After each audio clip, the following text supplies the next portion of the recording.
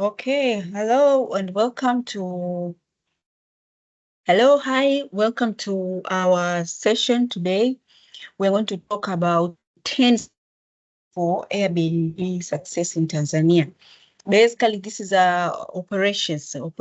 How do they go about, and how do you start Airbnb? So you can check more of our data or more of our information about us from the website www.hamiahapa.co.tz. If you're new to this channel, please like, share, subscribe, comment, reach out to us and let us know. Okay, so the presenter, I am Judith. I'm a super host on Airbnb. I'm also the founder of Hamia Sasa Holding Limited. And since 2018, we started hosting on Airbnb. And we have grown it to 80 listings, properties that we manage. So some people ask us, what are listings? A listing is a property that is listed on Airbnb. So these 80 listings are under my account. You can see them when you click this link here.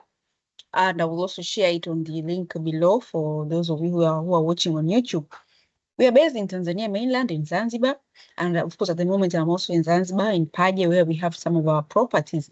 And in Dar es Salaam, according to AirDNA, there are 2,700 listings in Dar es Salaam alone on Airbnb. Nairobi has approximately 10 times this, according to AirDNA. And top cities for Airbnb business are Zanzibar, Dar and Arusha. Zanzibar, you can see 1,500 and 1,200 for the Arusha. So this is data that is backed 5 months ago. So you can update yourself if you go to the AirDNA website. So Dar es Salaam and Zanzibar, they are basically the top destination for tourists and leisure cities. That is why they are leading in terms of the Airbnb listings. So what is Airbnb? Airbnb is an app, website, or simply you can download it from Play Store or from App Store. You can use my link to join, and you will get $10 upon your first guest. It is joined from the word Airbed and breakfast, the first ever Airbnb home, which had an airbed, inflatable beds.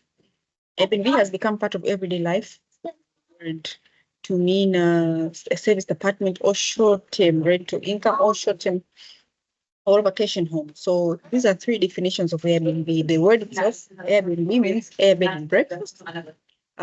Because airbed was the first ever Airbnb had inflatable beds. So Americans call it airbeds, Europeans call it inflatable beds.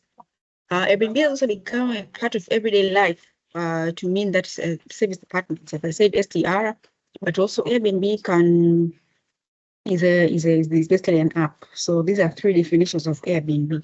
And if you go through the glossary, there is a term host. This is the owner or the manager of an Airbnb and the one who receives guests. A guest is the one who books an Airbnb of a host. Hosting is an act of allowing guests to sleep at your place and entertaining them. Listing, this is a link to your home available for booking on Airbnb, booking.com, or any other platform. Payment, this is when the guests have paid to book on your platform and you will see a green dot. Payout is for hosting to receive payment from the platform. So I remember when I started Airbnb in 2018, I filled up my bank details on the payment instead of the payout. So that is for the guests, they fill out on the payment. Airbnb fee is usually 3% for individual hosts, and it is 15% for guests and professional hosts. Observe also the 18% added by the TRA. The TRA is Tax Revenue Authority since January 2024, when Meta, the Facebook people, when they visited the TCRA offices, and then it spiraled to also other tech companies. And the cancellation is simply a cancel on a booking. A booking is a confirmation of reservation with location, number of people, time and date, which is not yet confirmed, meaning that someone is just inquiring and they've not confirmed it, and just has a description of event as well as the tax details. What are the charges? The Airbnb transaction charges. So they are basically, I would say, up to three charges. nature of charges on Airbnb. There's the Airbnb fees, the fees that this platform Airbnb charges, 3% for individual host, 15% for professional host, and 15% for guests. And it's also there for Tanzania and Zanzibar. Tanzania is a union, is a United Republic of Tanzania.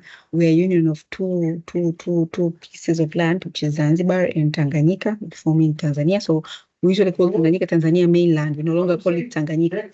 So 18% VAT is imposed on in Tanzania mainland. I've been informed that it's different for Zanzibar. Zanzibar have their own VAT. So then the VAT form is filled so that it can be waived or charged in your country. So yes, so there's also a situation where, if, for example, you're not entitled to VAT, you can fill up the form and then you will not be eligible to, you will not charge the VAT. But please consult your auditor or your tax person for this information, especially on the taxes of the Tanzania mainland and Zanzibar, and also about the VAT. Consult your auditor or tax person. Then again, to the bank and the forex charges, many hosts usually recommend, of course, even me, I recommend NBC Bank. They have a product called private banking, and here you can get a dollar account and a T-shillings account. There are two currency accounts, and then you will only be charged 59,000 per month. And the incoming for any payout is usually $7. But then again, VTB Bank, they charge $10 for any incoming above $100. And this means that if any incoming from DTB Bank is below 100, is below $100, you will not be charged at all. And the monthly charges for this account is $2. So best we recommend DTB account or NBC Bank private banking if you are banking as an individual. But if you are banking as a business, they have a product called the business account, which has the same features as this for private banking. Okay. So guys, don't go and open up bank accounts that will chop your money. There are some accounts, banks that are charging up until 25% of the amount that is coming in, which is a lot of money. And some of you don't know. And some of you also, you're this account and placing them on the payout of Airbnb, which is very wrong. They will charge you the forex fee. So to avoid it, use a dollar account to avoid the forex account. So here is an example of what happens if your guest is booking to you. So if your guest, for example, is paying $100, here's a guest is paying to the host $100, right? So $100 is going to come to the host. But remember, there are Airbnb fees which are going to be charged when the guest is going to be charged an extra 15%. So they're going to pay $115. Okay. But at the same time, the $100 that is going to be received by the host, they're also going to be charged the 3%. So they will receive $97 instead. Now, when it comes to the taxes are paid on the amount that is charged by Airbnb. So if they're charging you 15%, so they charge 18% of the 15%. So then you will add the $2.7, which is 18% of the 15%, to make it an extra $2.7. $117.7. Now, the next item, which of course, sorry, it has been cropped out below here, it is going to be dependent on your bank and your forex fees. So if you're using a shillings account, you're going to have more expenses. If you are banking with a bank that we have not recommended, and of course they have high fees, you're also going to have high charges. Some people, of course, have even recommended using ABSA. You can also explore ABSA. I've never used their products, but we are here because we are recommending to you with the best products. None of these banks have paid us, so I'm not supposed to mention them. But this is just a genuine concern for the hostel of Tanzania. Okay. Then again, on the host side, if you're going to be paying 3%, so they're going to be charged 18% of the 3%, which is 0.54. So you're going to be receiving $96.46. Again, now it's going to be upon your bank and your forex charges. For example, if you are going to receive money from DTB Bank, they're not going to charge you anything. Why? Because it is below $100. But you're going to be charged if you're going to withdraw from the ATM. Usually, I'm charged the $1 only. If I'm withdrawing from the from over the counter, it's free. If I'm monthly charges usually is $2. So then they don't have any forex charges, and my bank charges for incoming. If I'm receiving maybe, for example, $200, $300, then they'll charge me $10. Okay, so If you are one of our clients, you know that I usually share contacts even with the people you can talk to, because sometimes if you go to, for example, NBC Bank, if you go and contact, if you are in the vicinity area, if you're in up country and you go and talk to them about this product called private banking, they might not understand it. They might open for you another kind of product. So usually I like to share contacts of a person that you can speak to, okay? So there are 8 ways that you can start Airbnb. Number of ways. There are many ways to start Airbnb, and most of them do not need a home or a capital, but they need a skill. For example, the owner method is basically you need to own a home, or you have to have a relative or a friend or a spouse or a family who owns a home. Arbitrage, this one basically you have to rent an Airbnb home, and then you have to rent a home, and then you have to furnish it, and eventually operate an Airbnb. So this is a very popular one among the young generation who do not own homes and they want to get into real estate and hospitality business. Arbitrage, simply renting someone's home and furnishing it and operating an Airbnb. Co-listing, this is also one of the methods I'm also using. I have my own Airbnb that I'm doing with arbitrage, but also I'm co-listing with other people these Airbnbs, okay?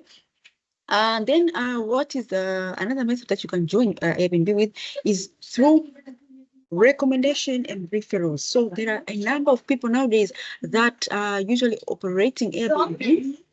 Sorry, not operating, they're marketing Airbnbs to the guest and to the host. So they go to the host and they tell them, hey, you know what, if you don't have guests, give me pictures of your home and I will market it and I'll bring your guest at a certain percentage, you will pay me, or I will put up my markup at a certain percent, and then I will, when they pay me, I will pay you. Then the person says, okay, it's fine. You know, with Airbnb, the good thing is that the difference between Airbnb, when the guest is paying, if they're paying offline, and the real estate, usually with real estate, it's a lot of money. Someone usually pays here in Africa, many people, they pay 6 months, 1 month, 2 years rent. So you can't afford to pay this amount of money to just anyone. You have to be sure that this person is really the owner. But with Airbnb, it's possible to pay someone whom you're not even sure that they're the owner, because it's a short term. So even if they con you, they scam you, it cannot be such a big deal. Of course, it is a big deal. They've conned you, but it's not as much money as compared to the money you pay for rent.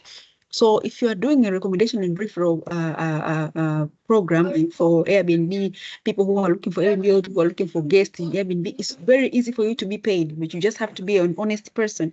It's very easy for them to pay you. For example, when I started also in the beginning, I used to be paid, and then I send the money to my to the people who are actually owning the homes, but I have to confirm the dates that they are available and everything. And also sometimes you can charge. You can charge the guest. You can charge the guest, for example, if we want me to give you the contact of the owner, I'm going to charge you. For example, at some point, those of you who remember, I used to communicate this on my Twitter account a lot, and I made a lot of money. I made a really good sum, some $300, I think, that 2023 December, where I was marketing different Airbnbs that I was aware of. At that time, I knew about 800 Airbnbs. Even up today, I know about 1,500 Airbnbs. I can see, if I see an Airbnb, I can know this one is someone's Airbnb, this one is located in this place, because I'm always on that application. So I used to sell the contacts for Airbnb host and Airbnb guest at a $10 price in December 2023. Some of you will remember this, and it was a very good business for me. I had about 30 clients and I made about $300. It was a good business. Okay. Another method that you can use to start Airbnb, again, you can see co-listing, recommendation and referral, marketing, the management, the sign-up link. They don't need you to have any amount of money. Experiences, they don't need to have money. They need to have skills. So out of 8 of these methods to start Airbnb, 6 of them only need you to have skills. And that is why I'm preparing a very good course on co-hosting, and I'm going to launch it very, very soon. And I do hope that most of you will be able to enjoy and to benefit from it. I'm only taking 10 students, and 3 people have already paid. There are only 7 spots available as at now. So recommendation and referrals goes like that. You can take the amount of sharing the contact they pay, or they pay to you and then you pay to the owner and you take your percentage, or you ask the owner to share with you your commission, of which sometimes it can be a bit difficult. So you have to be smart at this. It's best to control, but you have to be faithful. Marketing, it's best to control the money that comes to you, and then you channel it to the owner, but you have to be faithful. And eventually also look for a way to legitimize your business, to formalize your business, so that you can be legit and people can trust you the more. marketing, troubleshooting, and photography. So this is a service that we also offer at our office. People who are looking for bettering their Airbnb listings, marketing, they have issues with their account, we help them with troubleshooting. And this is also a very lucrative business. And if you're looking into starting Airbnb, this will be one of the best ways to start, because you don't need a lot of capital. You just need people. You need to share that you have skills. You need maybe to be a photographer yourself and to find people who have homes, and you go and take the properties photo, and then you list it on your account or on their account, and then they add you as co-host, or you add them as co-host, and then you start sharing the revenue. All right. Another way that you can do is through Airbnb management. So we have a number of properties that we're managing. Some of them we are managing virtually, and some of them we are managing physically. And with this, what we usually do is basically we manage the cleaning, the stock taking, making sure that most of these things that the owner who is not available, who is not readily available at that time, we are managing them. Guest check-in, guest check-out, and making sure that the home is comfortable enough for the guest to enjoy the stay. Okay, and then another one that you can also use is called the sign up link. A sign up link is what is this? This is basically your referral link. So every Airbnb host has a referral link that you can share it with other people. For example, with my students, when I'm launching their Airbnb listings, I usually ask them to use my link. But because they also benefit, they get my assistance. I get to see what stage they are on listing. They also get $10 when their listing is completed and they get their first guest, and I will get my $100 when I sign them up and help them to get their first guest. Okay. And the other one is also called experiences. Experiences is also one of the best ways that you can do Airbnb, because it requires you only to have an experience, to create an experience of a place. So what is experiences? Experiences in Swahili we say matukio ya kusisimua ya muda mfupi, short-lived events. For example, you can plan day trips. You can't plan a week's activity. Although I have seen a number of people who have done some 2-3 days. So it's basically a short trip that you organize, because guests who come to Airbnbs, they get tired, they get bored. So they want something different. They want something else that can make them excited, or can spur up tourism in that area and make them to book to come to your place. But again, there are also two other ways that I have not added them here, because Airbnb recently had something called a summer update, and summer is in the northern hemisphere, Europe and America. Now it's the summertime. Of course, for us it's a winter time, but usually Airbnb has two updates every year: the winter update and the summer update. And during this summer update, they had walifanya updates moja kubwa sana, ambayo that update, it enabled them to they were able to, what is this? How do they say they increased the number of services. They used to offer stays and experiences, meaning kwamba they used to offer sehemu ya kulala na sehemu ya matukio ya kusisimua au trips fupi, lakini sasa hivi wana offer kitu kinaitwa services. Maana kwamba you can order chef services, you can order salon services, you can order massage services, you can order a number of services on Airbnb, and they can be they will be available to you. But also something else, another services Airbnb is also offering, which you guys, for those of you who are familiar, you might know that there is a book that I usually share on my Telegram channel. Airbnb is now working the next 2 years. They're working to become the Amazon of travel, meaning that you'll be able to get your hotel, your plane ticket, your train ticket. You'll be able to get your to process your visa and things like that. Okay, so there are a number of ways that we're going to be able to benefit from Airbnb, and how you can start. So basically, using this app and the variety of services that are available, because you have the knowledge of Airbnb, you can help other people who have services that are not on Airbnb, and when they join, because they used your link, you are able to make money. Very simple, very clear. Registering your business with Airbnb is through Brela. You can do it through sole creator or partnership or company. So you go to TRA to get a TIN number and to convert, or you can just convert the one that you have for driving license, and they estimate for you your taxes. Business license is done on the Tausi. Tausi is basically they call it like a local government system for getting the licenses. Okay. there are two types of license that you can actually, three types of license that you can get. You can get one for a hotel, you can get one for Airbnb. Of course, they've made the mistake of the spelling. I hope they've rectified it, but now they call it Airbnb. So if basically in kisheria ni kwamba kama vile it's not okay. Kwa hiyo unaweza ukasema bana, mimi nitumia tu lodge non alcoholic kwa sababu niliona kama Airbnb sikuelewa ni kitu gani, because lodge non alcoholic is cheaper, it's 90k, hotel is 150k, Airbnb they're charging at 200k. Okay, so here's the free book for Airbnb. You can download it, you can use it, it can help you possibly. What are the best 4 locations for B&B in different areas? Of course, Arusha and Zanzibar, most places are ideal because these Arusha and Zanzibar, they are tourist cities. Sorry, here I wrote it. Dar es Salaam is a tourist. Dar es Salaam is not a tourist city. Dar es Salaam is a business city. Hence, the right locations for Dar es Salaam are CBD, which is Central Business District, Posta, Upanga, and Kariakoo. Also Peninsula, which is the Masaki, Oyster Bay, and Msasani. Along Bagamoyo Road, not more than Africana, and along Moro Road, not more than Ubungo. Of course, along Bagamoyo Road, on the right side, it's not more than Africana, but on the left side, not more than Mwenge, okay? Also near airport for those who are catching early flights or late night flights. Not more than 10 minutes drive from the airport, please. Also Kigamboni and Mbezi Beach onwards, near the beach, but the home needs to have entertainment aspects. A lot of you usually call me and ask me, oh, Judith, we want to do Airbnb, our place is in Kimara. I'm like, you have a pool, you have a garden, you have a barbecue, you have animal farms there. If the answer is no, please leave this business. Don't bother with Airbnb, okay? Sorry, but this is live information that we have. You can see the data on this link right over here, okay? Arbitrage. What is arbitrage? Simply renting a home, furnishing and servicing it, and then operating Airbnb business. Start with a studio. You can do 1 bed or 2 bed. Contract should be at least for 1 year. Your budget should be 1/3 of the likely income you'll be able to make in an unfurnished home.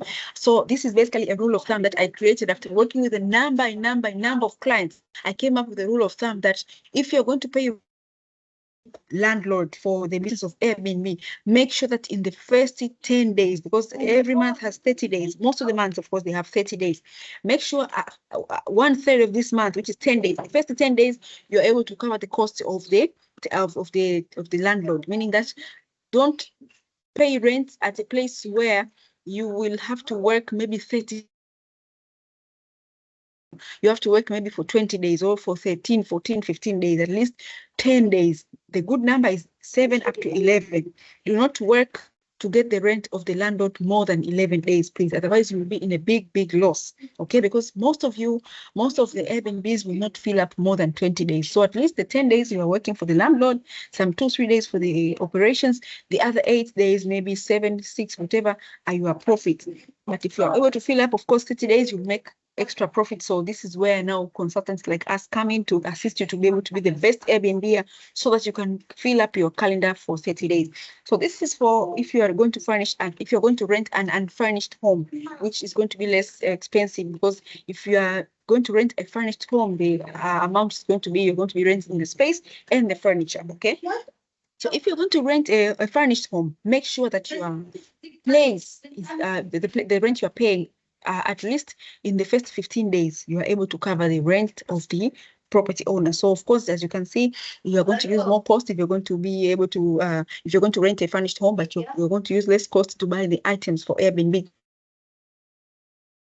This is the Airbnb business. So again, rule of thumb, if you're going to pay rent, make sure that in the first 10 days for unfurnished home, you are able to pay the landlord's rent. If you're going to pay rent for a furnished space, make sure the first 15 days you're able to pay the rent for the landlord. Otherwise, don't pay for that rent. You are going to lose money in your business.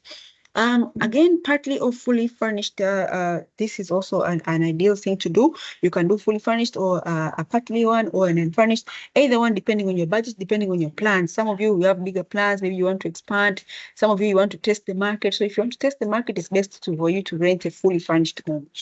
Checklist for choosing a house. Find an apartment, not a standalone. Especially for beginners, you will benefit from using security guards as your caretakers. Should have a balcony for smokers. For those of you who receive guests, of course, you can't know your guest is going to smoke or not, but please make sure your house has a balcony so that the smokers, they can be able to smoke without you having any issue with the next guest who will not like the smoke, most likely. You should also put outdoor furniture for their convenience. Western toilets, because I must, because most of your guests will be westernized and will not be comfortable to squat. Well renovated or new home to avoid the extra cost.